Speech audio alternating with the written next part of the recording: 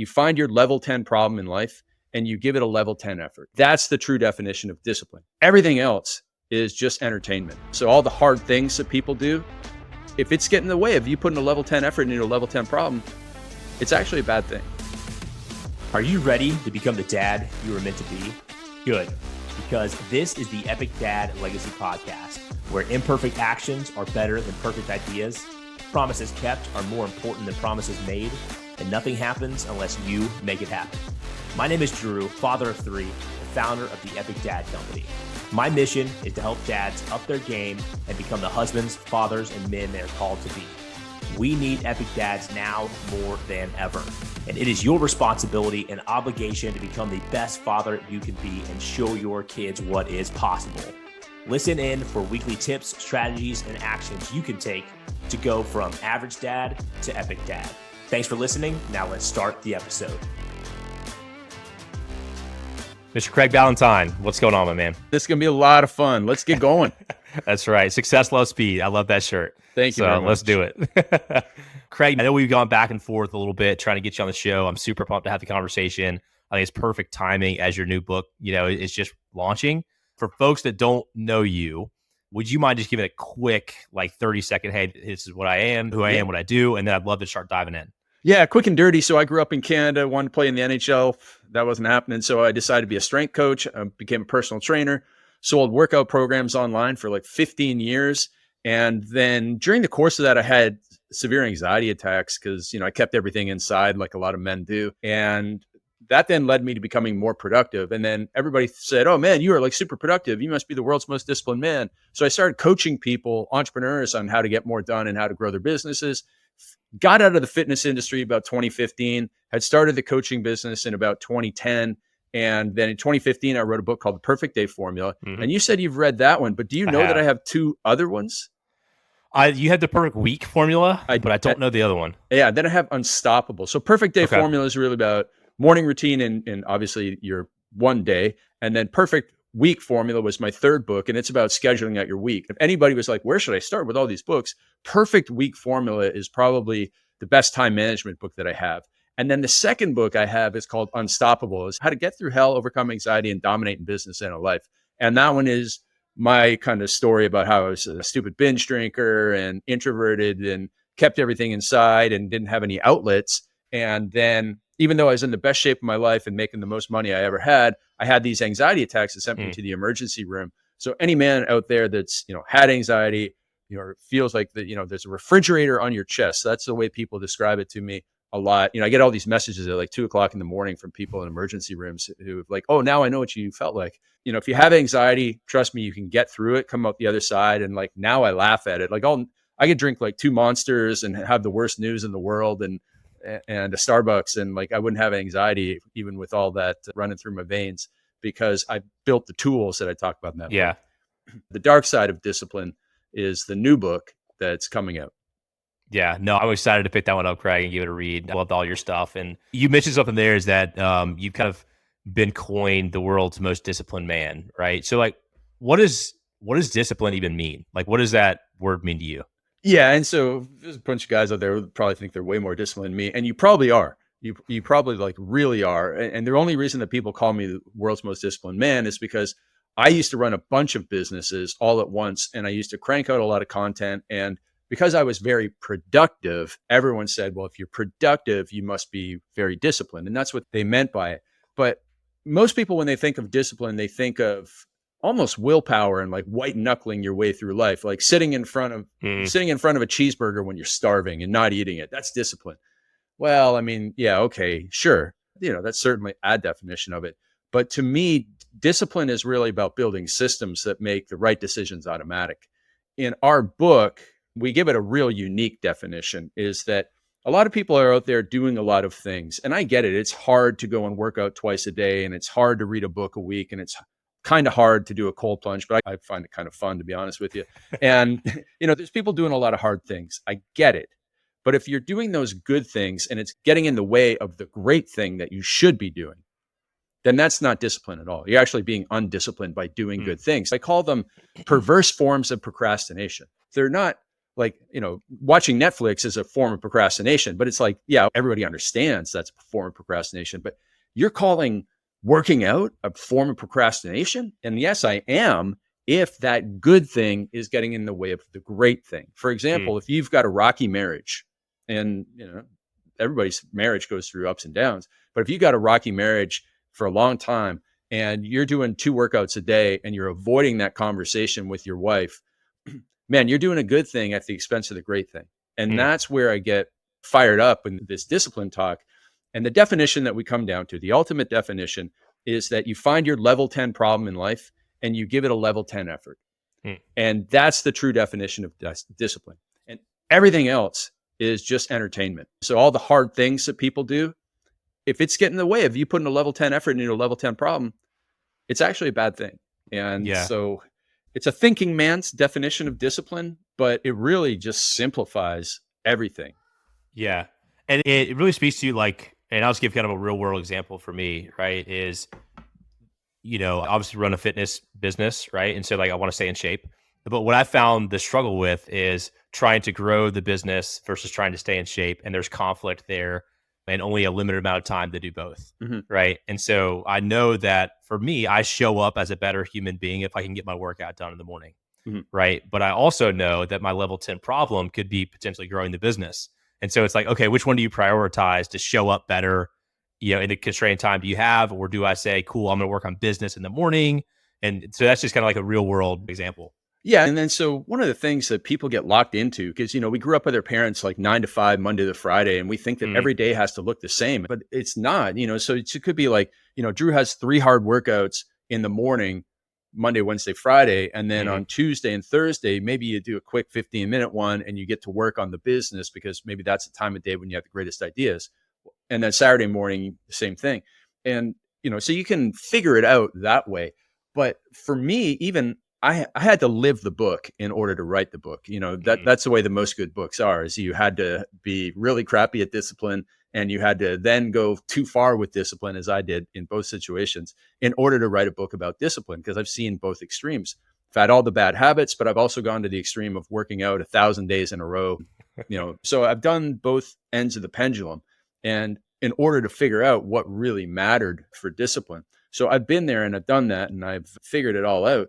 And what it comes down to is that you can really get both things that you want, because I really believe in the 80-20 principle. And if you're a fitness expert, man, like a real hard short workout that you can do, and you can go, how long you can go through this phase of doing shorter workouts while you do a sprint in your business, and then maybe you flip it and vice versa. But I really believe that you don't have to sacrifice and miss out on any aspect, whether it's the family, the marriage, the time with the kids, your health, and your business. You can pull them all off together when you stay focused on the things that matter and you ruthlessly cut the things that don't. And that's where a lot of people kind of get handcuffed, because as ambitious people, we want to do, we want to achieve, we want to have it all, but we also want to do all the things that we see other people doing. And that's really the dangerous, slippery slope, is chasing other people's definitions of discipline, because that's when you start doing things that don't actually move the needle on the things that matter in your life. Yeah. And like we've had, a lot of conversations with dads, right? Thousands of conversations with dads. And Craig, just for, for your context, like we have a fitness program, right? And we talk to guys all the time about joining the program. Yeah, totally. And a number of the guys that we talk to are like, well, I've tried 75 hard, and like there's nothing wrong with that program, right? But it's kind of an all or in program. And, the conversation is like, okay, cool. You've tried it. You've gone all in here, like, and you keep failing. Like, maybe let's try a different approach, right? Like, what's actually more important to you in life? Is it more important that you get 2 workouts in every single day for 5 days? Or is it more important that you show up with more energy and more intention for your family? And so those things are, could potentially be in conflict. And so I think, to your point, it's about identifying the biggest problem you're trying to solve and like structuring your life around that. Yeah. And so you said something there that in more words than what we use in the book, but we need to have a specific definition of success. Everyone needs their own specific definition of success. And so if somebody goes into some of those programs with the idea that I want to have more energy, so I'm going to do this thing that some guy invented with a bunch of random tasks. Well, why is it 75 and not 77 days? Why is it, 2 workouts a day and not 3 workouts a day? And why is it 10 pages and not 15 pages. Like, it's all just random and arbitrary. And I understand the concept that if you do this, you prove to yourself that you can do certain things. But actually, the truth is that just because you can be disciplined in one area, it doesn't completely transfer into other areas. Tiger Woods is the greatest example of this.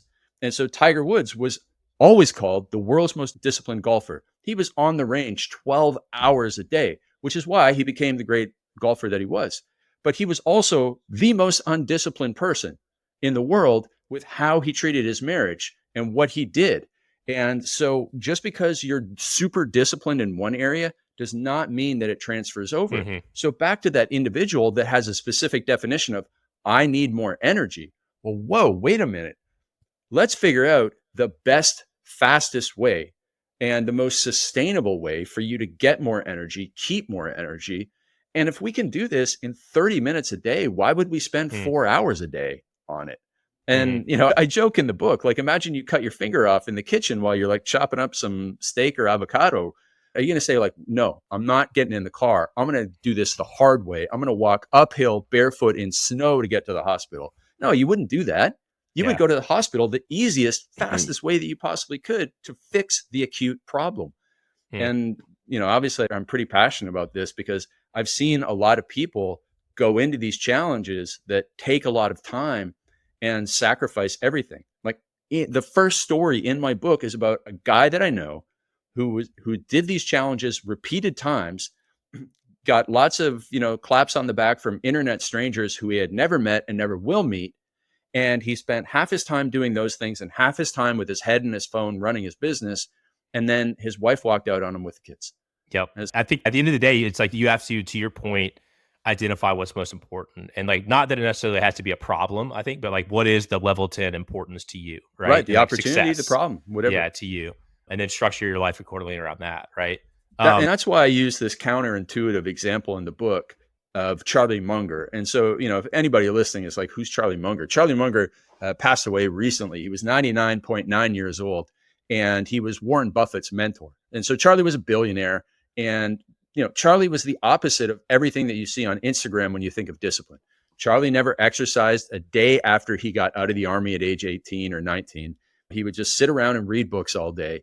But Charlie figured out where his finish line was in life. He understood what mattered to him, and he went and ran his own race. And he ended up with everything that a man could want: money, power, and respect. Money, power, and respect. He had it all. He made tens of thousands of people millionaires through Berkshire Hathaway and the stock that they helped people get rich with. He didn't do hard things. He avoided hard things. And he probably had a little bit of luck, obviously, to living to 99.9, but he didn't care. All he wanted to do was figure out what he wanted, and he stuck to it, and he ran his own race in life, even if that meant running in the opposite direction of every single other person out there. And again, that's the thinking person's approach. And you only can do that by stepping back. Because what we do right now is we open up Instagram and we go to our Explore page and we see some videos of people doing a cold plunge, or people doing a bodybuilding competition, or people doing the 2 workouts a day, or reading a book a week is another huge club that people are in. And we see that and we go, oh, maybe I should do that. And that's called memetic desire. Memetic desire is when, even like, I don't have a watch, I don't wear any watches, but if I hung around 10 people and they had 5 Rolexes each, it wouldn't be long before I bought a Rolex, even though I don't care about Rolexes. It's just, you want to blend in with people that you kind of look up to or connect with. And then you've lost the plot and you're off the path. And that's what I'm trying to help people avoid, is by first figuring out what really, truly matters to you. Then you can build a step-by-step to get you there. And that's what really, truly matters. Yeah. Let's make the assumption that we know it's important, right? Like, what is that step-by-step? Because we hear from dads all the time, myself included, just like, man, I'm just so busy, right? Like, I'd love to be able to do that kind of stuff. I'm just too busy, right? It's like, what does it look like to kind of build that path for yourself? Right. So I'll start with a quick story about that memetic desire thing. Is, you know who Chris Bumstead is? Yeah, I know C-Bum. Yeah. Right. So I'm sure a lot of guys listening, probably more guys know who C-Bum is than Charlie Munger. Chris Bumstead is the natural bodybuilder, 7-time or 6-time Mr. Olympia. And I see him all the time now on my feed. And I look at him and I go, man, maybe I should start natural bodybuilding. Like, this is really inspiring. I'm 49 years old. I have 3 kids under 3, and I'm beat up all the heck with sports injuries. Like, natural bodybuilding is the dumbest thing I could do. But here I am, the guy who's supposed to know everything about discipline. And even I think that a little bit, right? It's just so amazing that we kind of chase other people's dreams. But back to your question, what we need to do is first figure out our big why. And our big why is like the ultimate core value in our life. Like, what are we doing all of this for? And anybody who's listening to the Epic Dad Show, obviously you want to be an epic dad, which means you're doing this all for your family. And if you're doing this all for your family, you can run through the filter of, am I sure this is improving my family's life? Am I sure? And if you are not sure, and if it's an easy no, then you can toss it to the side and say, I'm not doing this. Whether it's going to a weekend with the boys, or some old buddy says, I've got a bachelor party in Las Vegas, you can just say, no, I'm not going on that, because here's my big why, and this does not move me ahead towards it. The second step, to get a little bit deeper, is I'm a big fan of creating visions for your life. And so it comes naturally to me. This is what I do in my business coaching, is I sit down with an entrepreneur and I say, all right, let's talk about where you're going to be in 3 years from now. Because I've had mentors do this for me. And when I explained where I wanted to be in a few years, those few years passed and I achieved exactly what I wanted almost to the day. It's happened also in my personal life with meeting my wife and having kids. And it's like insane.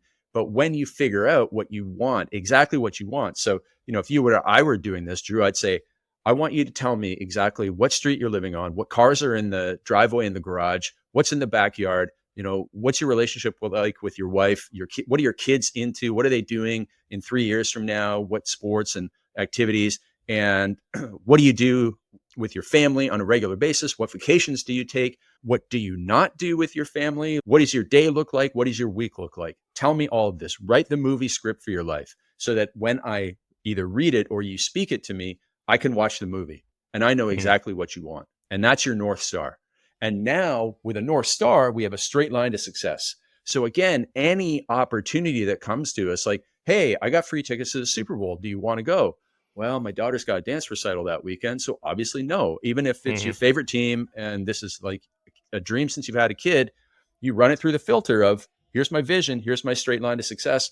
That's a dangerous detour. Nope, I'm going to stay on the path. And so then the third thing that we do is we talk about short term, what's your specific definition of success?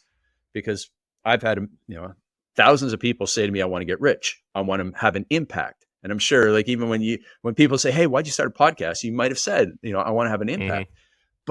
And then I also hear, I want to be more disciplined. But what does that even mean? What does that mean specifically to you? Because if I asked 1,000 podcasters, what does it mean to have impact specifically? I would get 1,000 different definitions. If 1,000 men came to me and said, I want to be more disciplined, it'd be 1,000 different things. One guy might say, I need to be off my phone at night. One guy might say, I need to stop pornography. One guy might say, I drink a little bit too much on the weekends. Another guy might say, I just want to be able to get to the gym regularly. They're all disciplined, but they're all different. And so more discipline needs to have a specific definition of success. And when you have those things, this then allows you, instead of going and finding some online challenge, whether it's 100 push-ups in 100 days or cold plunge every day, you go and find, like, when we were kids and we saw those cartoons with a treasure map and he's like, X, you now know where X is, that marks the spot, and you can put those little dotted lines to get there. And that's what we're going to do once we know those things. The thing is, everybody brags these days about doing, quote unquote, hard things, right? I do hard things. I got introduced to a guy this week who runs a cold plunge company, and his signature is, we do hard things, just for the fun of it or something. I'm like, oh, okay, whatever, because to me, that's not impressive. But the hardest thing of all is not the cold plunge and it's not the rucking. The hardest thing is thinking, because most people absolutely will not do it because it's so hard. And you have to do it in silence, and it's not entertaining, and you can't listen to an audiobook while you do it, and you can't be distracted. Nobody thinks. And discipline all starts with thinking, because, back to the Charlie Munger thing, he sat down and he thought really hard, and he said, this is where I want to get to. And then he built a custom plan for it. just like for anybody listening, before you do anything else, you got to say, here's exactly what I want. I mean, that's why you ended up here, because you thought, I want to look like Drew, or I want to have energy like Drew, or I want to be like that. I want to be an epic dad specifically. And then you went, well, that's the guy who's going to help me. So I'm going to go and get his specific program for it. That's the right type of thinking. And that's how it's going to get you the results that you want. And back to your original question, because I know I've talked a lot, but back to your original question of like, you're so busy. It's the filter. It allows you to say no to things. And saying no is one of the most ultimate disciplines as well, in addition to thinking. Because as you become the provider for your family, as you become successful in business, as you become fit, as you become somebody that's reliable and dependable, everybody wants a piece of you. And it's very difficult to say no, because you want to help everybody. And you also, even if you don't want to help them, you feel really guilty saying no when people ask you for something. They ask for your money, they ask you for your time, they ask you for your truck on the weekend to go and move, they ask you to do the moving. And you're like, man, it's really hard to say no. But you have to, because no is a superpower. Because if you take a look at anybody that you look up to, as a celebrity or an artist, a performer, an athlete, they say no exponentially more times than you have to say no. Because whatever athlete you look up to or whatever sport you like, just think of how many fans out there just want a minute of their time. But if they gave all their fans a minute of their time, they wouldn't be an epic athlete, because they wouldn't have any time to practice and train. So they say no a lot, and you have to, build that muscle. That's a muscle that most people never think of building, is the muscle to say no. Yeah. And it all comes back to, I think you talked about that big why, right? And the vision of how you get there. For, folks, the background context of this is Craig and I had probably been talking, I don't know, 8 months on and off of we get onto a podcast. And then we had one scheduled where we had a conflict, we had to reschedule. Then we had another one scheduled, and my daughter got a daddy-daughter dance put on her calendar for me for this exact same time I had Craig booked. And I just reached out to Craig. I was like, hey, man, can we push this? I'm going to go to my daughter's dance. Right. And so it just goes back to that vision and what's important to you. You're apologetic about it. And I mean, you can obviously say no in a very polite way, and what you did. And I had nothing against it. In fact, canceling on a busy person is one of the best things that can happen to a busy person. They got other stuff to do. An hour. But it was absolutely the right decision. And that's the filter that you have to run everything through. Because if you had done the podcast and missed it, my gosh, the regret that would have been a lot. So it was the right decision. Yeah. And that exercise of writing a vision, I think, can be so powerful. Like you talked about, the hardest thing you can do, the most disciplined thing you can do is think. And I think we tell ourselves, especially as dads, like, I'm just too busy. I don't have time for this. But like, I think it takes a intentional act of slowing down and aligning on that vision to really give you clear direction. I wrote a vision about 2.5 years ago now, a similar exercise to what you just went through in extreme detail of like, hey, this is on a day-to-day basis, what we're doing, where we're living, what our activities look like, what my kids are going to be doing. And what's so fun is like to break that vision out every now and then, not on a daily basis, but to break that vision out, connect with it, and be like, where am I on path with this, right? This is what I wanted. Is this really what I want? Do I feel like I'm on pace? And so, if you guys haven't done that, I would highly recommend slowing down, right? Putting intentional time in your calendar to sit with nothing on, like just think about what you actually want.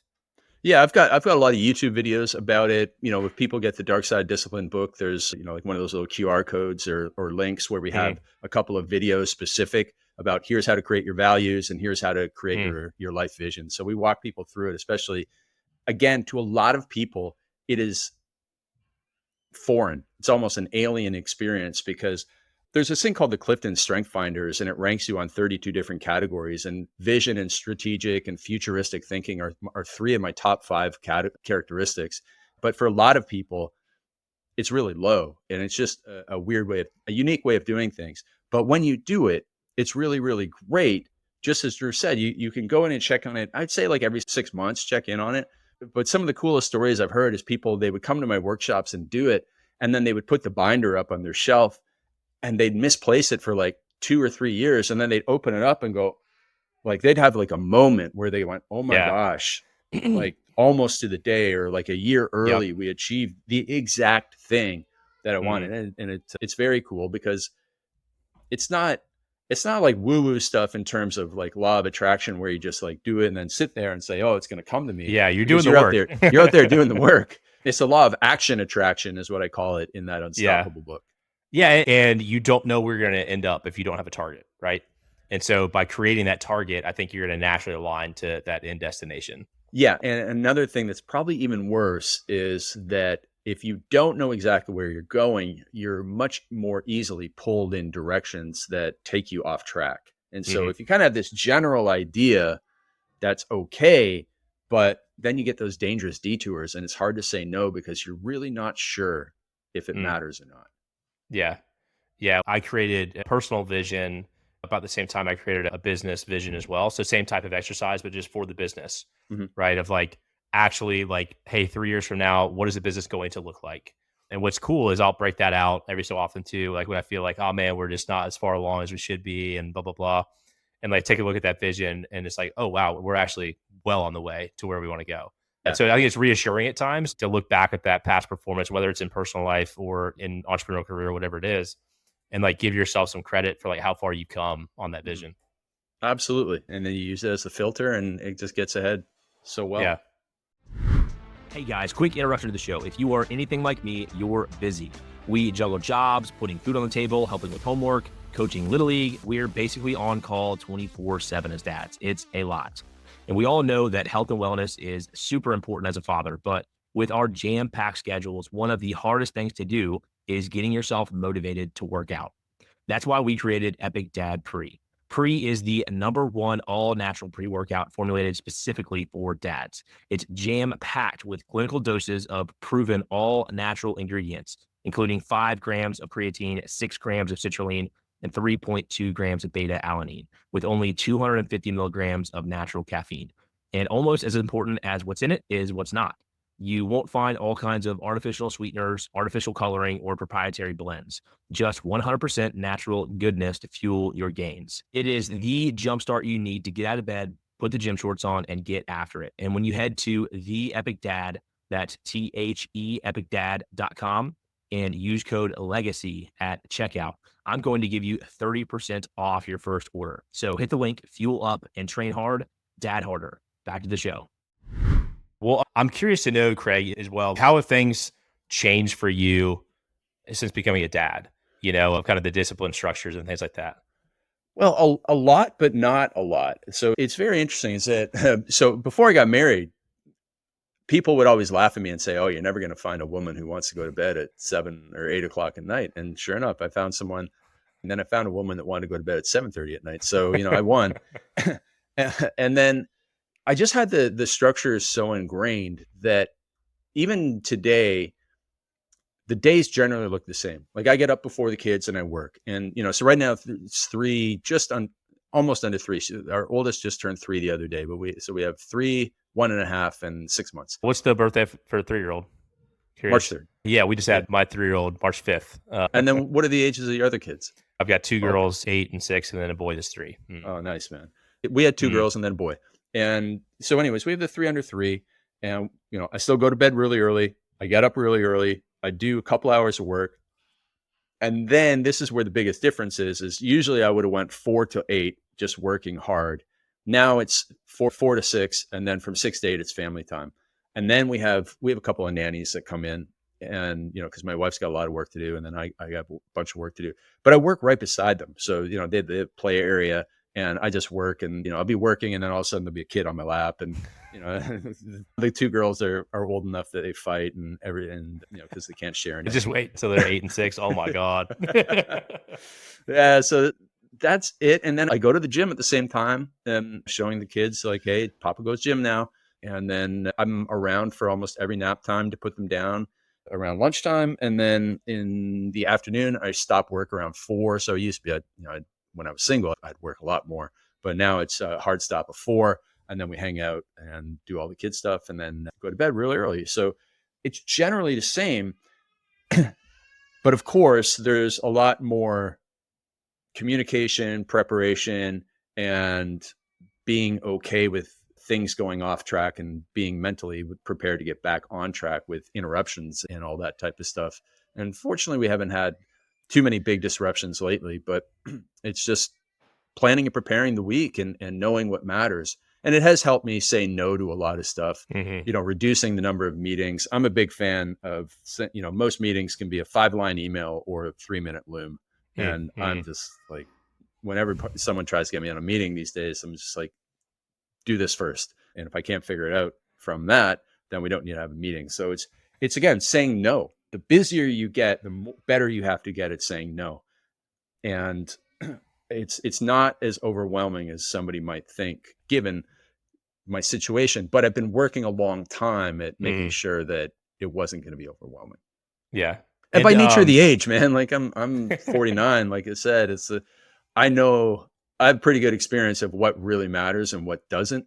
And when you're kind of new in the mix of things, like obviously the learning is infinitesimal. Like you can never stop learning, but eventually you have to stop and say, I have enough. You have to know what's worth trying, what's not worth trying. And then finally with that, I mentioned it briefly in the book, but I'm a big fan of the 80-20 principle. For anybody who doesn't know, it states 80% of your results come from 20% of your efforts. And this goes for your workouts. This goes in your marriage. This goes in your business. 80% of your results probably come from 20% of the things you're doing. And you need to really figure out, step back, do the analytics on it, figure out what really works for you, and then do more of what does and less of what doesn't. And on the flip side, 80% of the problems in your life come from about 20% of the things or the people or, the areas of your life. And you just have to, again, do analytics on that and then just start to eliminate that stuff, because that's what's really holding you back. It's 80-20 principle all day long.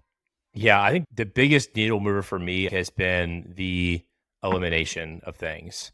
And it's not like I don't still want to do those things. They just don't align with where I'm at and what's important. But perfect example is I'm a huge baseball fan. I grew up playing baseball, played baseball in college. I'm like the biggest Braves fan. I'm from Atlanta, the biggest Braves fan ever. But I think in the last 3 to 4 years, since I've kind of had this shift, I may have watched like 2 Braves games on TV. It's not that I don't love the Braves, I do, right? But at the end of the day, again, going through that filter is like, hey, is me sitting down and watching the Braves game right now, is that going to positively impact the way I show up for my family? No, it's not, right? So I'm going to eliminate it. And maybe it becomes important later in life, right? And right, your son gets into it or something like that. Yeah, but I gave up a lot of things. I've given up pro sports, and I used to be a news addict, and giving that up has been one of the greatest things. I hear a bunch of stuff on Instagram and I'm like, is that real? Is, this guy really the president? I had no idea. I was trying to see how long I could go to not find out who the president was. But then my wife ruined it. She started doing a victory dance down the stairs like the next morning. I'm like, oh, come on. I know who won. But I was like trying to, because I see like sometimes I'll see these guys going like 2 weeks without knowing who won the Super Bowl. And back, when I used to watch sports, I'm like, how could anybody go 2 weeks without knowing who won the Super Bowl? But now I actually can go several days, and I still don't know who won the World Series last year. Yeah. I know the Yankees were in it against Phillies. Yeah. Wait, what? Phillies, I thought the Yankees and the Dodgers were in the final. I don't know. See, this is great. I don't know. Because if you like, eventually you get to the point where you realize, I don't know who won last year, so why am I paying so much attention? And like sports should be I like sports, and I think that sports should be something that you enjoy, kind of like a movie. Like when you go to a movie, you don't go, well, I know all this guy's screen time stats. Yeah, you just get entertained. You just go and you go like, oh, there's some guy doing something awesome. And then that's the way sports should be. But, man, we just got to get obsessed with stats. And at the end of your life, like you're just not you're going to regret all the time you spent doing stats for sports, I think. Yeah. And I think so many guys like wear a jersey, with like somebody else's name on their back. And it's like, all right, what vision are you going after? Yeah. You know what I'm saying? Once I got older than most players in the league, that's when it really turned me off sports. I'm like, I'm now watching like somebody else's children play sports. And that's just kind of weird. So that's how I reframed it in my brain. Yeah. But also when I was busy with my business, like I went into a hotel room one time. I traveled a lot for work, and I went into a hotel room at 2 and I blinked and it was 5 because I was watching football and went, what happened to that time? Because it's so hypnotic watching the NFL on TV, and it just steals your time. And you can't be an epic dad if that's what's going to happen. So, enjoy it. if it's something that you and your son, or I know some guy that watches sports with his wife, like, hey, all right, cool, but enjoy it for what it is, and just don't get too wrapped up in it, and don't let the good get in the way of the great, and keep the main thing the main thing. Yeah. Well, I want to talk about the new book a little bit too, Craig. So it just came out, right? Like it's available now? Yep, it is. Dark Side Okay. of Discipline. Awesome. Well, I'm really looking forward to reading it. There's one section on the blurb here that I'd love to dive into and just learn a little bit more. So one of the bullet points is how to quickly shift your identity.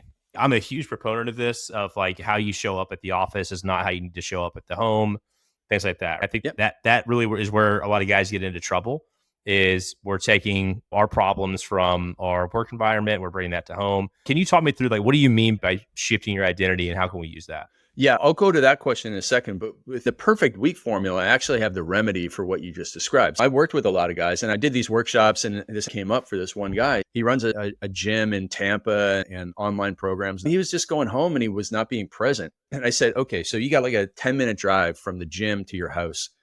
And during that time, you need to switch from super CEO to super dad. I love that. And what I recommended was, like, think of a song.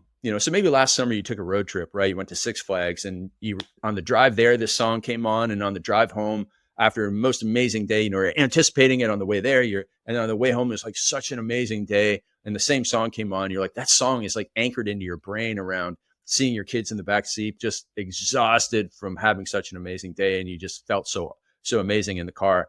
Play that song on the 10-minute drive home, on loop, on repeat. And if you have to sit in the driveway or the garage, turn the car off if you're in the garage and the garage door is down. But if you have to sit in the car and listen to that song like 5 or 6 times because you had a really crappy day, and it takes that many times to go through the song to get you in the right zone, do it. But use that as the anchor so that, when you go in the door, and the kids run to you and they jump on you, there's not even an ounce of bad energy there.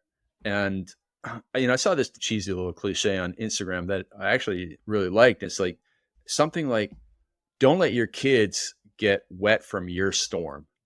But if you think about the imagery of that, because kids are innocent, and, we actually had a bad experience with our daughter on her 3rd birthday. We thought, oh, we're going to take her up to Whistler Mountain. We live in Vancouver. So we went up to Whistler, this ski mountain. We're going to put her in this ski school because, skiing's a family thing. And, we're super excited for her to love skiing.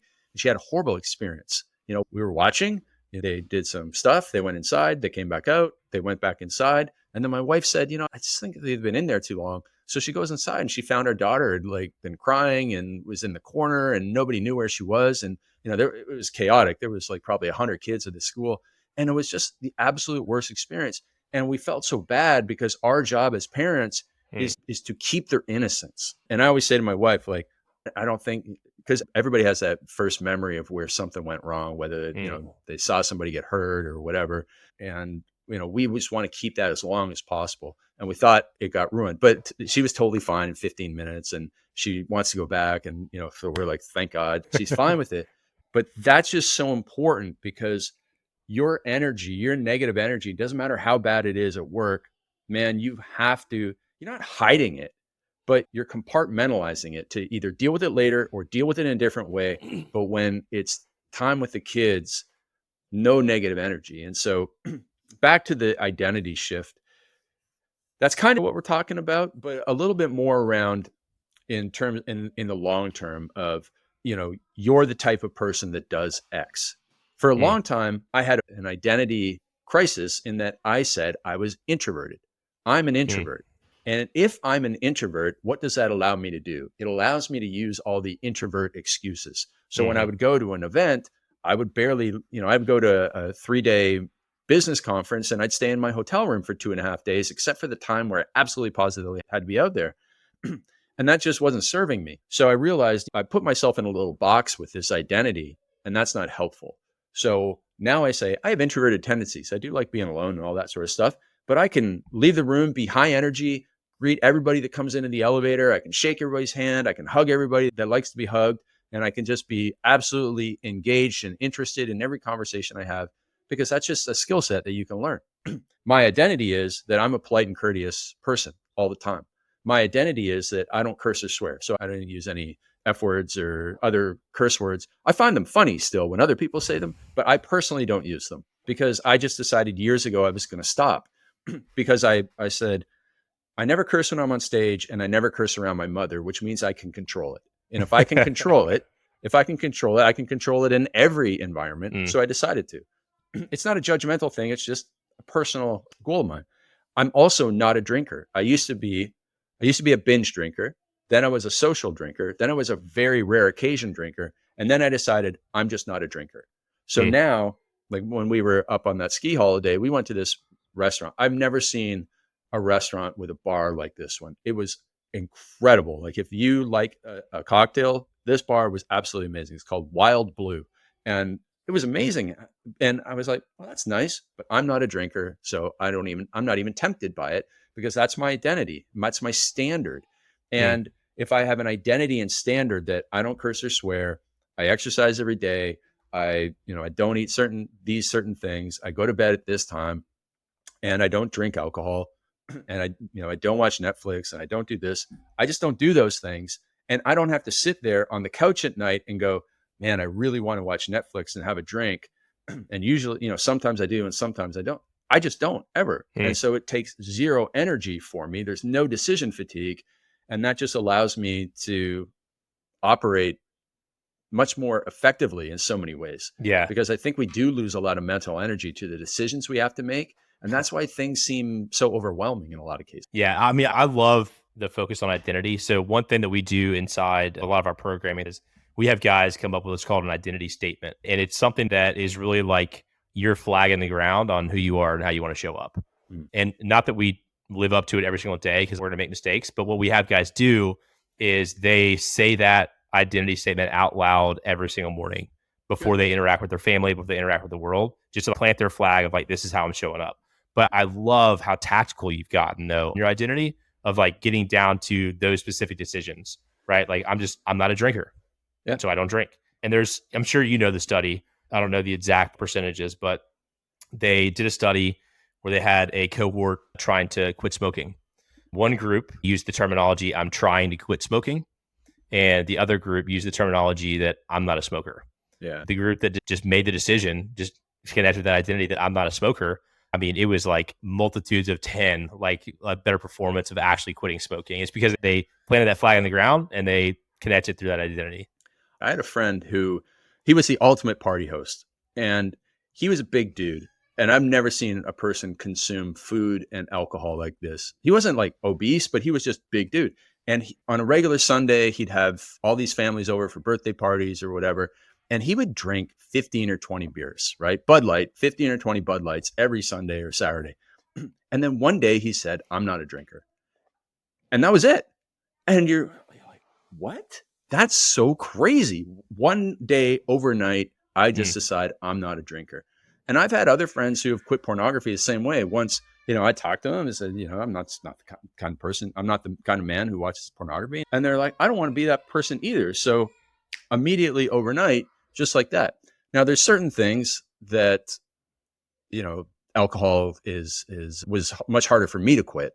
And so I used what I call the effortless discipline systems, which are in the second part of the book, because everybody out there, you're not just going to quit all your bad habits overnight. Some of them you might, but most of them you won't.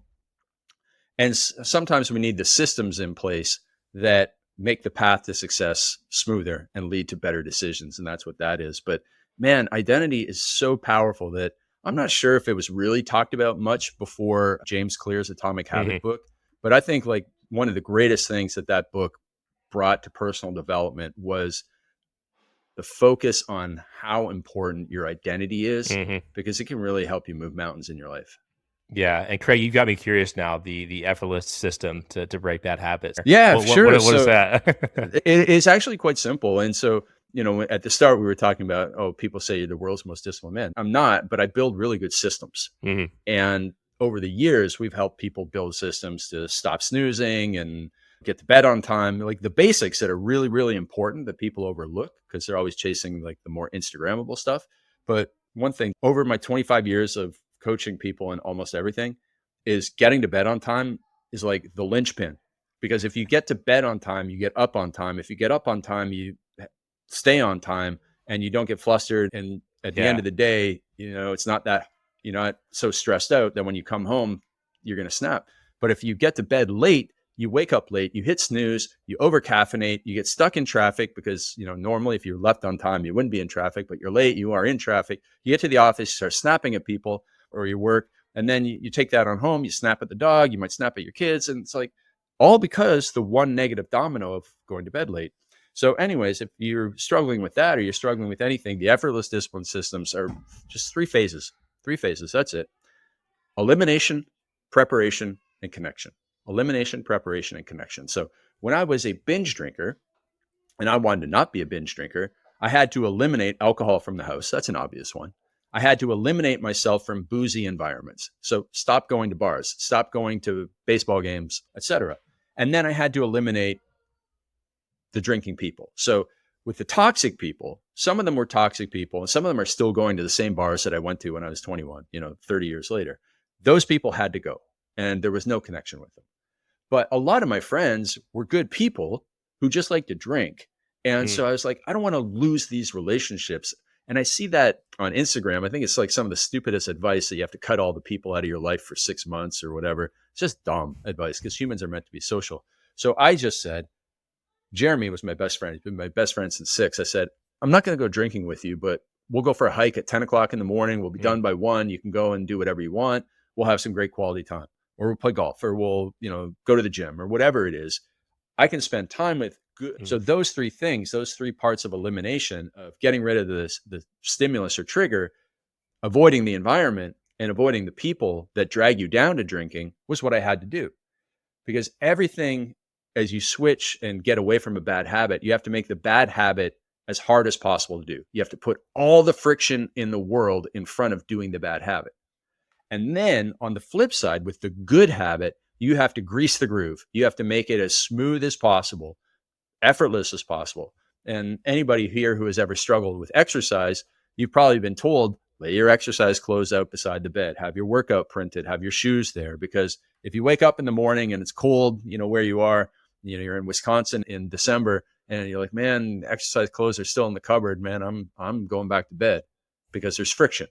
But if they're right there, or if you wear them, they're clean, and you wear them to bed, you pop up, you got your workout clothes on, man, there's no friction to it. And, half begun is half done, Mary Poppins says. So you want to make the path to success as smooth as possible.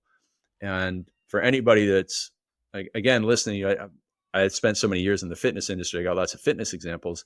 But if you think about people that have been on a weight loss program, the reason why they didn't succeed in the past was they didn't do enough planning and preparation. And when they finally do their meal prep on Sunday, or they finally order a meal prep service where the meals are prepared and they don't have to, it's not 4 o'clock and they're in a gas station wondering, trying to pick out dinner and making huge mistakes. They know, here's the meal, and they've greased the groove. The path to success is smooth. So the more preparation you do on the good side, the easier it is to keep the good habit. And then finally, after elimination and preparation, it's connection. And that's what you have here in the community. Because if you share that identity statement, not just with yourself, because you're the easiest person to let down, but if you share this with the entire group, and then you have to check in daily or weekly with the group and let people know how you have been doing, well, you're going to follow through, because you're a man of integrity. And a person who has integrity hates to be a hypocrite, hates to say, yes, this is my identity, and then go out and not live it. Man, that's just going to eat you up inside. So we talk about it in 2 different ways. One, there's finding a single person, accountability to somebody you deeply do not want to disappoint is your connection. For example, I have this guy, Bedros Keuilian. I've done business with him for over 10 years. He's like a brother to me. And if I tell him something, I'm not only going to do that thing, I'm going to do more, because I don't want to disappoint him. I want to impress him. So I will move mountains in my life. He made a big difference for me in a lot of ways. Second way of doing it, if you can't find a single person, is public accountability through the community, going on your Facebook page and saying, hey, everybody, I want to share my identity because I want you to hold me accountable to living like this. So if my identity is be polite and courteous at all times, and we're at church and you see me not hold the door for an old lady, call me out on it, because I want to be the person that I say I am. And it's hard to do that. It's a little embarrassing. It's challenging because now you got to live it, but it's a burn the boats moment, right? It's a burn the boats moment, and it's really, really powerful. And I think that's a missing link for a lot of people because, again, hey, like, yeah, I can set goals and, I can be disciplined and, I can say my intention every day. But again, if you're the only person that knows, you're the easiest person to let down. And that's why you have to share it in the group. Yeah, I love that. And I was going to say, hey, let's deep dive the bedtime routine because that's what I struggle with most. But after going through elimination, preparation, connection, I know exactly what I need to do. And honestly, the connection piece is for me and for the guys that we work with is the biggest piece, right? It's the biggest thing. And so now as a follow-up, what I'll commit to is I'm going to post inside of our community. So guys that are in it or listening, you can hold me accountable to this. I'll post a bedtime, right? Hey, this is my bedtime. And if I'm not in bed going to sleep by that time, you guys will know. Elimination, preparation, connection. I love that. And that's why I love doing the podcast, because every time I say something on the podcast, like, I ingrain it deeper into my system and beliefs that I am the polite and courteous guy. And, I need to say it again, because human nature, we want to take the path of least resistance sometimes when we're tired, et cetera. And, I've said this now on probably 1,000 podcasts, and I've said it to a lot of people. I've written it in my books. I write it in my email newsletters. People know it, and therefore they expect it. And again, I want my actions to align with what I say so that there's integrity. And, I know that every guy has that here. And it's this superpower that you can tap into and harness to really make big changes in your life. Well, Craig, where can guys go to find the new book? What's the best book? It's on Amazon, the hard copy, paperback. Audio book is not yet, but hopefully will be soon. And then also darksideofdiscipline.com we have some more training videos and cool stuff there too. Awesome, man. Well, Craig, I know we've been trying to get this done for a while, man. I'm super appreciative. Like I said, I've been following your work for a long time, man. So was super pumped to have you on here. And anybody has any questions or anything, hit me up on Instagram as social media where I spend my time at Real Craig Ballantyne. Awesome, man. Well, I'll say this. I say at the end of every show, Craig, but guys, two things for the listeners is one is if you got value from this show, I want you to do two things. So one is I want you to drop down, leave a review, leave a comment, whatever, just help out a little bit. But then two, even more important, is I want you to share this specific episode with another dad in your network, because you never know what a dad is going through. We've already talked about it. Craig and I did a little bit, right? Of, hey, we try to compartmentalize everything. And like, you never know, the struggle that a dad's going through, and he's putting on a smiling face. And so this episode, like this one, might be what he needs to turn the page, to start taking action, to become a better man, a better husband, a better father. And so please, please, please share the show with somebody in your network. Man, you're doing good work. Craig, I appreciate it, man. And guys, as always, we'll see you on the next episode. Craig, look forward to staying connected, man. Awesome. All right, see you guys. Thank you so much for listening to the show and supporting my mission to change the culture by creating more epic dads. If this message resonates with you and you're ready to become the husband, father, and man you're called to be, here's 2 quick things you can do to get started. Number 1 is to join the Epic Dad training app. Inside the Epic Dad app, you'll find workout programs, community, habits, accountability, courses, resources, and exclusive discounts on all Epic Dad supplements and gear. It has everything you need to start leveling up as a dad. Just hit the link in the show description and get your first 7 days free. And if you're ready to turbocharge your results and create massive change in your life, hit the link in the show description and apply to the Epic Dad Fit program. Our goal inside the FIT program is to radically change your life in just 90 days by helping you develop an unshakable foundation of discipline and habits, get you into the best shape of your life, and provide massive community and accountability to ensure you are successful. If you're ready to radically change your life as a father in just 90 days, hit the link in the show notes and apply today. Thanks for listening. Now go be epic.